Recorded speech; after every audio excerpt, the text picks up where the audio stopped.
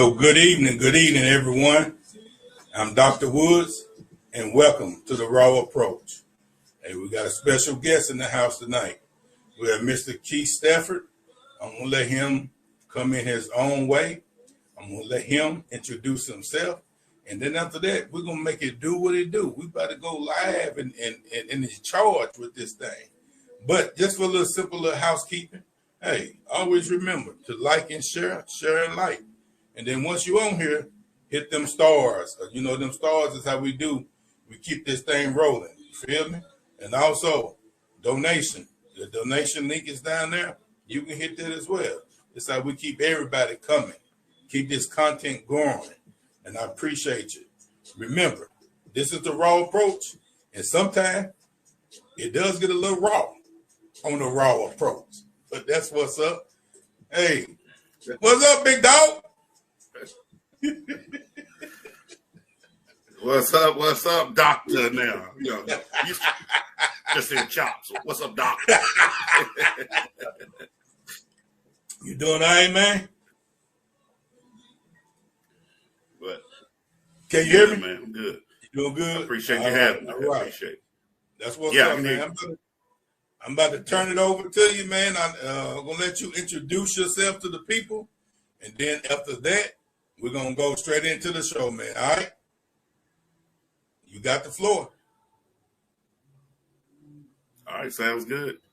Well, hello, everyone. My name is Keith Stafford, senior, that is.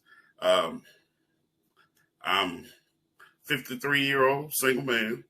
I'm an engineer. I work at Magnera. You didn't throw the single man in there, did you? Hey. If somebody question, get it out of the way in the beginning. Go ahead with yourself, big dog. Go ahead. You got to know how to do it. You know this. Come on, Chop. But as you can see, me and Chop go way back. He's a very good man.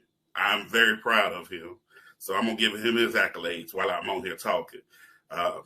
He's always been a good friend, brother to me, and we've been in the ministry together and everything. So I just want to say my props to him, and I'm so proud of his movements and what he's doing for our community. But back to me. Back to you. But I'm really done, Chop, so we can go and get started. I can already told who I am, and that I'm single. That's all that matters. So that's all that matters right there, is that you're single, huh? Let's go. What else we got? But this is about to be foolish, but I'm with it 100%, man. I'm with it 100%, man. We got Keith Stafford in the house, man. Just want to, first of all, man, thank you for being on the show.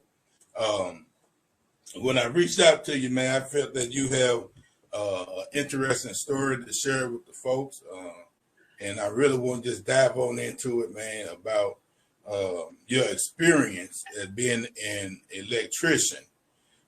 Because I try to tell a lot of people, man, there's a lot of people that going to college is not their thing, but getting that trade is important, especially in this economy today.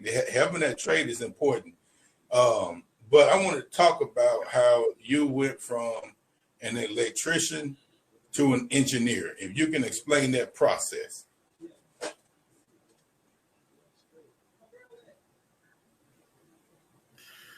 Well, it was a long process, but I mean, it was a process where I'm very adept in my field, because a lot of times an engineer, they just go to school and never get the basis of what they're doing. They can draw some on paper, but they never really have the application to put it in. So I started out with the local 429. And the craziest story how that happened is my Uncle Bubba went down to the unemployment office. And I was about 18, 19. And my mother, you know how my mama was, you know my mama. And so she was kind of like, look here, you too smart. You need to go to school. You need to do something. So, she was pushing it.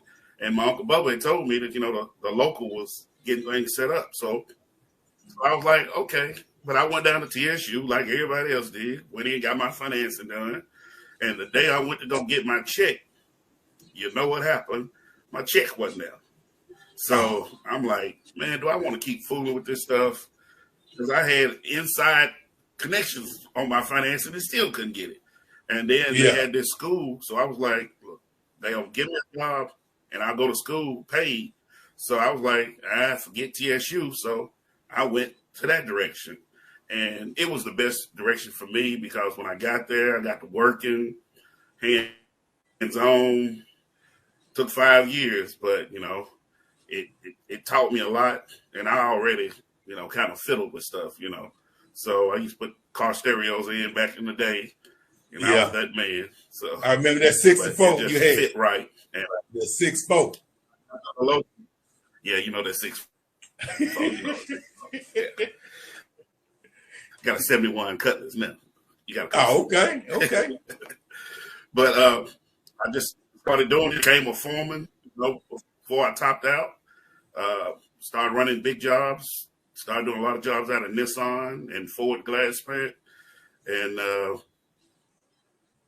I'm working with the president of the local. He's like, man, you do smart here. So in this mud, he said, you need to be inside somewhere. So he ended up hooking me up with the company, which was a former DuPont company. And so I went in and got the job doing maintenance there. And it was such a broad, vast thing to do. So I started learning their ins and outs and how to work on their machines and going to school, getting all the advantages because they would send you for training. So I already had my credited courses in electrical. I only needed like 12 more credits to get my engineering degree. So going to those classes, I got college courses. And next thing you know, I got a letter saying, hey, you want to come take the engineering exam? Because, you've already got the credits for it. I was like, yeah. So took it, aced it. I surprised myself how well I did. But doing that ended up getting me about a $35,000 a year raise in one hit. And I was like, oh, yeah. So, there's a different path for everyone. But this path right here, it worked out real good for me. But, I ended up skipping some of the engineering. I enjoyed every bit of it. But you got to be nosy. Like I said, when I got into that plant, I learned everything. So I like that piece about you got to be nosy. Yeah. But being nosy for the right reason. And your nosy was you got to be nosy. Yeah, your nose is about learning. Right. I want to learn more. If it's something in this plant, I want to learn more. If it's something that got to be done, I want to learn more.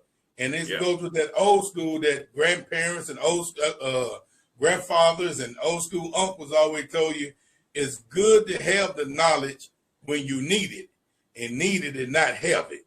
That's a terrible situation to be in. So that nosy was beneficial. Exactly. And I think sometimes people get so caught up in, I ain't getting paid for that. I ain't going to go do that. No, well, sometimes you got to look at the bigger picture compared to where you can be. Yeah, or hoping down the road. Yeah, because had you not been nosy, you wouldn't be able to make that move. And that was an elevation.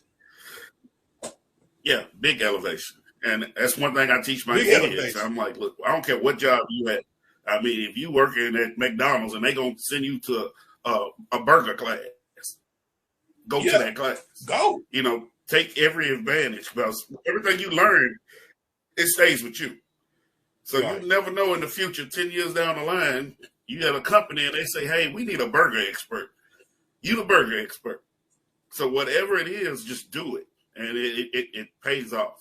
It pays off tremendously, It put me on into the six figures, and I'm like, okay, So, it took me to a tier that I didn't think I was going to get that soon, So, it works. So, but my path is I can talk to everybody. I can talk to the guy that's, pulling her all the way to I'm drawing the prints.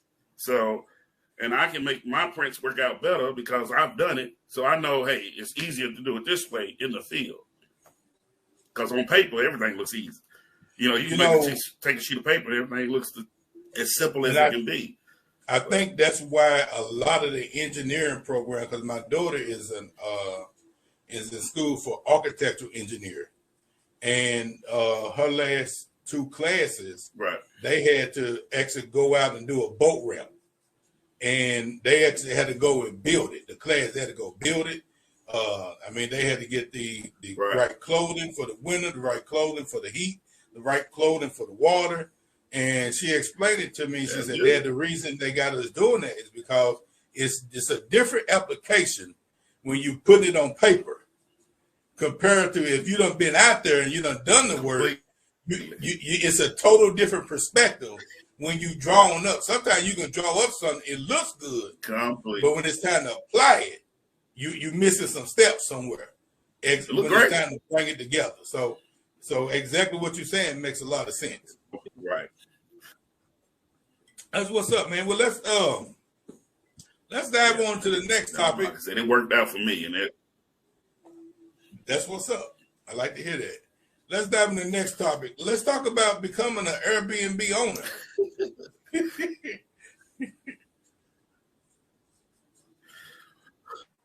Well, that happened out of necessity more than it was planned. And when I say out of necessity, I went through a divorce, and at the time, I had 2 houses. So one house was being run as a business for a daycare. So when the divorce happened, daycare closed. So I had a whole nother house sitting here that I had to do something with. And it wasn't in the best shape either because, of years of wear and tear. So when I'm going through something or I have things going on, I'm a hands-on person. So I like to build. I like to create. So it worked out really good. And it was a good bonding thing with me and my sons because, we were in the house by ourselves. It was just me and the boys. So during this process, I'm trying to figure out, they don't know bills coming in hard. They don't know that. So I'm trying to figure out, what can I do to get this going? So I was like, look, let's go fix this place up so we can get it to rent out. Yeah. So, and I took it as an opportunity to teach them, how to work on stuff. I ain't paid them. I ain't had the money, but I paid them, so I want to give them a sense of being. So we painted and did everything. And during that process, I had rented before. And I'm like, do I really want to deal with renters? Because, most of the time they don't want to pay with cash. They want to pay with, what I'm saying? So I ain't want to go through all that. So I looked into the Airbnb route and I was like, hey, let me try this. Now, it was a long process because, you got to go through fire marshals and everything and they checking everything. It was quite an ordeal, but it was worth it. But my bad part about it is when I got the Airbnb ready to open, COVID hit. COVID got a month and right COVID got everybody. So COVID got everybody. So, but I was there, which they end up, I got a little bit of government money, but it wasn't a lot. Well, so, let me ask you this, Keith. I was like, I need to do something. Let me ask you so this. Just over the time, I just started I'm about to say, let the people know how to make contact with you at your Airbnb. I think I see it down at the bottom there. Is that how they can make contact with you? Actually, it's on the screen. I got you down there. Yeah, that's the link you can go to, and you can check out the pictures. Very nice place, if I say so. Nice backyard, and if you tell me that you saw this on the R.A.W approach, we can make a deal. That's a Dr. Woods exclusive. You get. Y'all heard that? Tell him that you seen it. Only for him. Only for him. On the R.A.W approach. He gonna give you some type of discount. That's what's up, man. And hey, we rent out for just parties. If you just need a place to throw a party, that's fine too. We can do that. You know, I had some people. I recently had a baby shower there. Now, did you? That's what's up. Yeah, it was real nice, real nice. All right, well, let's move on. So you got your Airbnb, you got your engineering going on and everything.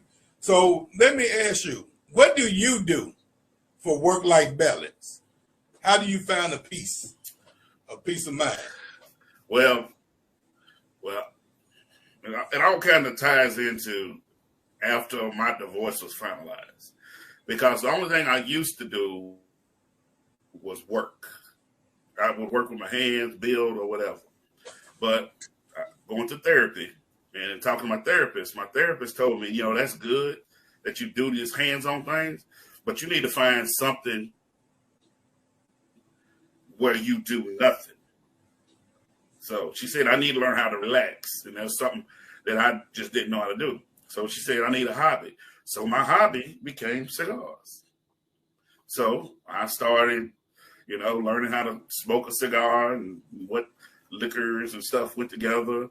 So now, I've even got my own cigar lounge in my house. So wine cellar, cigar lounge. And so that was something that I had to learn how to do. So, and I also have a pond out there. I'm an avid fisherman. I say so myself, even though it's in a pond. I'm cheating, but you have any catfish back there? Got some. Hey, you need to come on out here. I'm coming. Hey, I'm coming. Now that I know you just right down the street, I'm coming. I told you better come see me. I just caught almost 5 pound largemouth last night. So I'll send you the pictures. But yeah, so I spend my relaxing time. I do my cigars and my cognacs and everything. I don't get drunk, but I sip. And then other times I'm out in the yard. I'm fishing, just chilling, and a lot of times I don't even fish to catch nothing. It's just the tranquility of being there. Yeah. So let me let me share this right here. This right here goes out to all the men.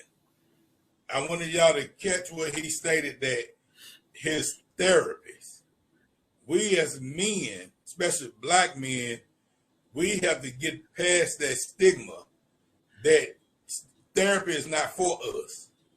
Therapy is for any and everybody. Oh, no. Anybody can use a therapist. I don't care if you ain't going through anything. If you got a brain, you need therapy. You need therapy. You got a brain. You know what I'm saying? Yeah. Man, I appreciate that, because that was a nugget that when was you get very sick, important. you go to the doctor, right? Yeah. Yeah, same thing. Because we had many shows. Yeah, and no difference. There's so many things that goes on that we will go to the doctor, but we don't do the other things and pay for those therapies. Whether it's a trainer to get you in shape, whether it's a therapy for your mind. And I tell people, a life coach or a job coach, or like myself as a consultant, whatever you need to make you or take you to that next level, sometimes you got to invest in you instead of always trying to find a way out. I was looking at today, I think I was looking at First Take, and they were talking to Mad Dog about Mad Dog don't invest into an assistant. And they was like, Mad Dog, why you don't have an assistant? That's how you didn't know that your train was 2-3 hours behind. You can't be that busy and still trying to do everything on your own. And so, they were like, man, you got to invest in you. You got to invest in you. Sometimes we get so caught up in investing in cars, or investing in I'm gonna go out and have this elaborate dinner and all that. But what does it have to do about you? Your holistic approach. And Exactly. I think we forget a lot of that. Exactly. That's what's up. I see we got somebody on. I don't know if they just listening. Yeah, Let me see. yeah. But Who is I think they just listening. They done got out. They won't let them click on. So that's cool. Well, let's go here. So you always scaring people, right? Man, don't say that, because there's somebody on here and all they talk about, I be scared folks. Talking about for 30 years, I was scared to talk to you. You were just so big and you never smiled. So I didn't even talk to you. So don't say that. That's why I said that. I heard that one. I saw that interview. That's why I said. Oh man, don't give them no clout. So let's talk about being a family man.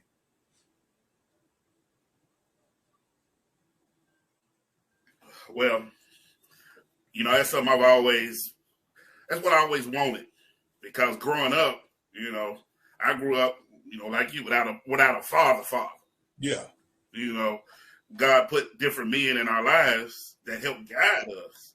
Correct. But that normal, what it is supposed to be to have a father, I didn't have it. So that was one of the things that drove me to make sure that I will always be, that man in not only my kids' lives, but I mean, God plans us for different roles. And, He fitted me for a role where I end up being fathers and cousins and nephews and everybody's life.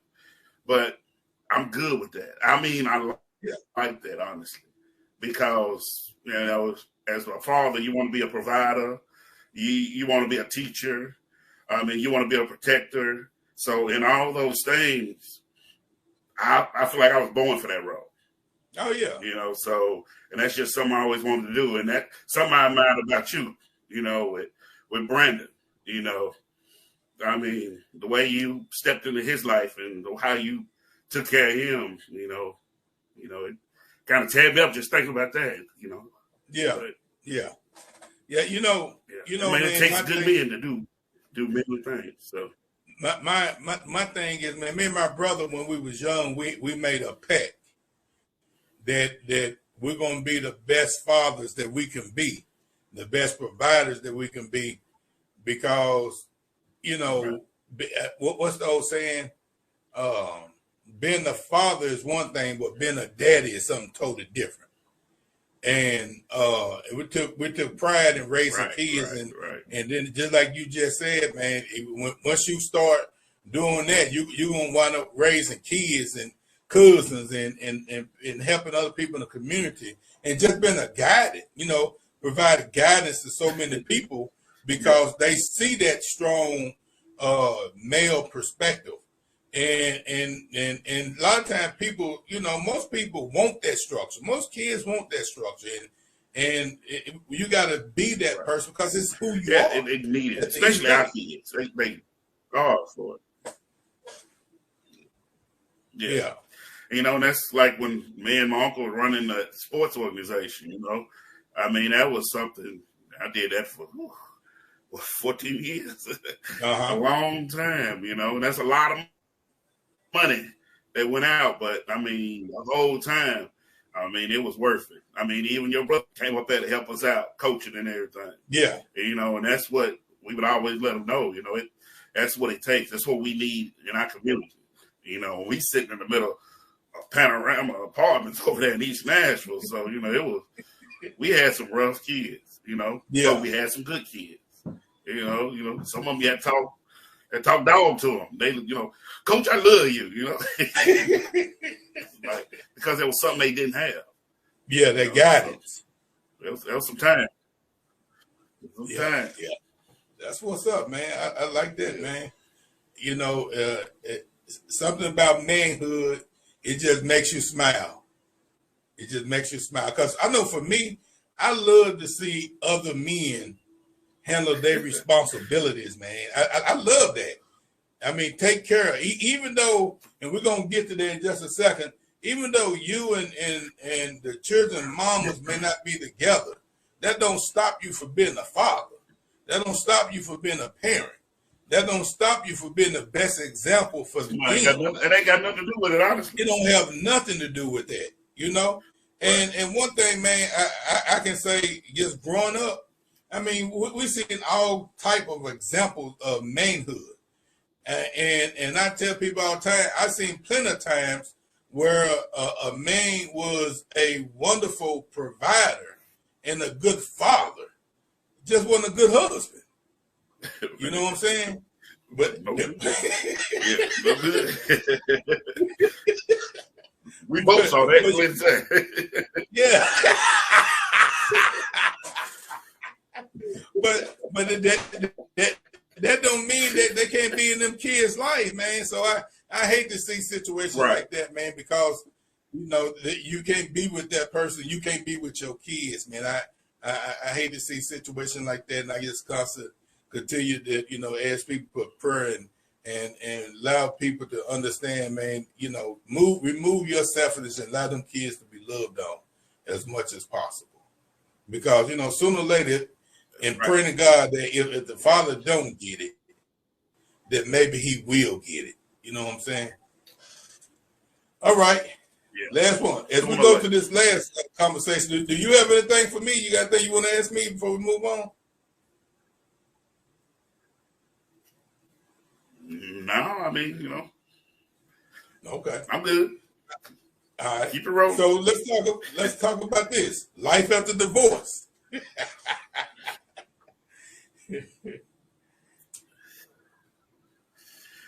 I do have one question. How did you enjoy life after divorce? For me, life after divorce, that was my time for me to say, to focus on the kids. That's where most of my energy was, focused on the kids, getting me together. I look at divorce maybe a little bit different from most people, but I look at divorce as a form of grief, because it's an end to something. Yeah. It's an end to something, and just working through that process, man. And my thing was, instead of focusing on it not being as successful as it could have been, focusing on how much more successful can I be with my kids. That was my whole priority. Right. How much more successful could I be with my kids? And that's what my energy was. And in order to be more successful with them, I had to continue to work on me. And I think that was the most important piece, because as we get older, we change. You know what I'm saying? We change, and we should want to change, and we should want to develop and continue to mature and find deeper inner levels of ourselves. And so all of that, for me, was that thing, and it's where I am today. I enjoy being single, but at the same time, I think this is, for me, this is what do people say? This is my time. This is my time. It's just my time to enjoy life, and I encourage people that, hey, if you one of those that enjoy being married, I call it me time. Yeah, it's that me time. What I call it. If you one of those that enjoy being married, hey man, be married. Man, marriage is a wonderful thing. It just is not as successful for all. But I'm never gonna be the one to knock it, because I think it's a wonderful thing. I mean, if I wake up one day and the good Lord done changed my mind for that, then I dive in it and be just as faithful as I was the first time. But until then, I'm going to enjoy my me time. Enjoy yourself. Enjoy yourself. And then what Michael Jackson said. Yeah, he did. He did. But for me, I feel the same way. Honestly, my divorce was the worst and the best thing that ever happened to me. And people like, how can it be both? I mean, it honestly is both, because I got stuck in wanting to be that family man that, even though I was unhappy, I was still going to stay in that role as that family man. And But Hey, can I now stop you right there, I Keith? look back and Can I go, stop you right there? yeah, Let me stop you right there. You said something that I tell right. a lot of people. You said that you wasn't happy, right? Oh, okay. Is that what you said, that you wasn't happy? I Yeah. tell people all the Yeah. time, when you look at Yeah. them vows that you take when in matrimony, I ain't seen not one word that said that for you to be happy in a marriage. It's not in there. But you know, you It should ain't in want to there. be happy. It's just for It's better not or in worse. there. It doesn't say for happy or sad. Yeah, you should be happy. Yeah, you should be happy. I didn't use that as my excuse. That's what's up. But, you know, I started realizing, you know, because I wanted to be that family man and keep the structure and be what there was. And, you know, and I'm a perfectionist, so I don't like to fail at anything. But as it progressed, you know, it started being the point that, okay, when there's infidelity starting to happen, then something really ain't right, you know, right. Regardless of counseling and everything like that. And I just started, you know, looking back and going, you know what? I ain't happy. They're not happy. Let's go be happy. Because when you look at life, I mean, we only live to be a promise of 75 years in the Bible. So after 75 years, everything else is a blessing. So I'm looking at, I'm 53 right now. So I look at that, I only got 22 good years of getting to be happy. So I was like, you know what? I'm finna do all I can with them 22.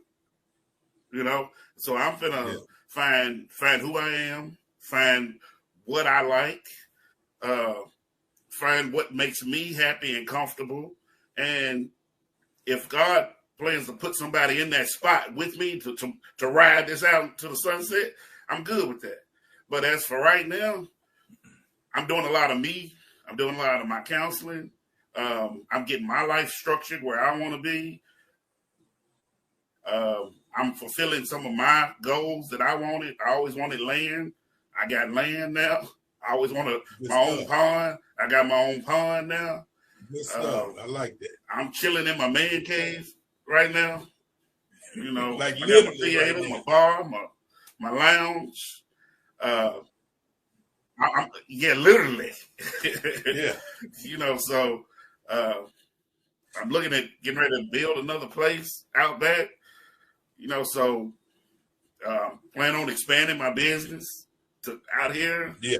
I got another side piece of property that I'm going to put some little cabins on, and it'll be linked up to House Leroy also. It'll be called Serenity Ranch. So be looking out for that. There'll be 1 and 2 bedroom cabins for rental, and you get to fish in the pond for free. So share that with everybody. But just going through my life after divorce, which it was heartbreaking for me. It tore me down. But I thank God for the build up because, you know, and it just made me a better man all the way around. You know, I ain't saying I did everything perfect, but it showed me my errors of what I did do, and, you know, and understanding that feelings are real. You know, one thing I did learn is you can be right and still be wrong. So in that, you know, it's still the way you approach people. People got feelings. Everybody got feelings. You know, we got feelings. And men, we try to hide them, but, you know, our feelings and pride can be hurt just as easy. So it was just things I learned. Even just the tone of my voice, because, you know, coaching and being in charge of men all the time, you know, when I say something, I'm usually direct and to the point. Yes, you know, absolutely. I had to learn that with women and children, you got to kind of soften it up because they don't hear it that same way. We talked about that last especially week. when you're a man of authority. It's something it's an air we carry. We talked about that last week on the show about as men, we've been so entrenched and taught that you got to lead, you got to provide, so you got to do everything. Learn how to on that. Yeah, and again, what's the best that ever happened? Until we get to the point where we have to learn how to nurture as well. That's the piece that I think a lot of times as men that we forget is that we got to learn how to talk. And see, I never had a problem with nurturing. Yeah. And then another thing when we talk about, I just never realized my tone was bad. Yeah, true. That tone is very important. Another piece is when you were talking about when you identified it was time for divorce. A lot of times when you notice that both of y'all was walking on eggshells, it's time. Something's going on. Because you trying to both stay in your corners. At the same time, you're tiptoeing really. Because you don't know what's gonna set them off, what's gonna piss them off. And when you get to that point, no one should be at the point where you walking and tilting on eggshells, man. I don't care who you are. That's not a good space. It's just not a good space. Right. Yeah. All right, brother. And see, and I'm a fixer. So even in that, go ahead. What you saying? I was just saying that I'm a fixer. So at the time that we got to that part, I was like, look, we got to go to counseling. We got to get somebody else involved because I can't read your mind. You can't read my mind. You're not hearing me. I'm not hearing you. So we went to counseling to let the counseling, do their part. But it didn't help. And I'm not saying that in no matter. You've got to want it to help in order for counseling to help. So just let people know that, just because you go and you pay your money, you got to want the help. You got to put some work in. If both parties don't want the help, then it's a waste of time. So I'm gonna save somebody some money.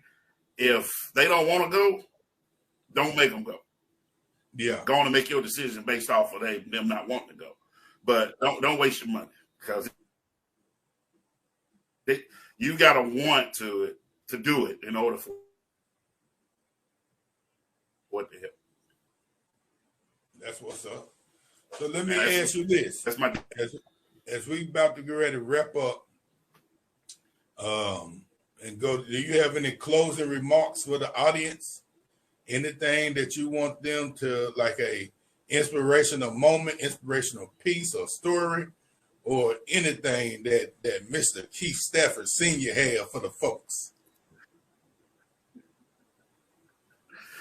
Well, all I want to tell you is to know your truth and spend your time learning who you are so you can make yourself happy, then you can make others happy. Because if you miserable, you ain't gonna do make everybody else around you miserable. So learn who you are. If you're in a spot that you don't feel like it's your spot, pray about it and figure out what you need to do about it. But I mean, that's the key to it all. But God didn't put us on this earth to be unhappy. He gave us all the blessings and everything he needed to give us. We've got to learn how to find our own happiness. Can't nobody make you happy but you. No. So find your happiness and so you can live a good life. That's all I got for you. That's what's up, man. I appreciate that. And let me say, I want to share something that I posted this week. And it's about we all make decisions. And this is as a man, as a woman, as a leader, or anything. We all make decisions, and sometimes the decisions is not the best decision when you look at it in the long run. But stand on your decision, stand with your decisions, and stand in your decisions, because a lot of time when you make them decisions, you had the best information that you had at that moment in time. And I want everybody to remember, sometimes we all can be that Monday morning quarterback. Now that you done seen the whole story, and you be like, well, why did you do that? Well, at the time, on Sunday when the game was being played, and that was my decision. Yeah, you didn't have all the information. It's crunch time. You got 2 seconds to get rid of that ball. You got to stand with your decision, stand in it, and stand on it at the end of the day. And that's my bit of advice to everyone. All right, everybody. All right. I want to thank you, Keith, for joining with us on today. Man, it's a very good conversation. I really enjoyed it, man. And I hope we can do it again. And I'm coming out there to get some fishing. And also, I'm going to talk a little bit about business with you as more. With the Airbnb or the opportunity for other things that might come up. I like that because I'm all about collaboration. So I will be talking with you more with that. So I want to thank the audience for welcoming Mr. Keith Stafford Sr. in the house on the day. And just remember, y'all, now I'll see you next week. What they say on the same time, same bet station, same channel. And just remember, small victories lead to greater success. I am Dr. Woods, and you have just been hit by the R.A.W. approach. Peace out.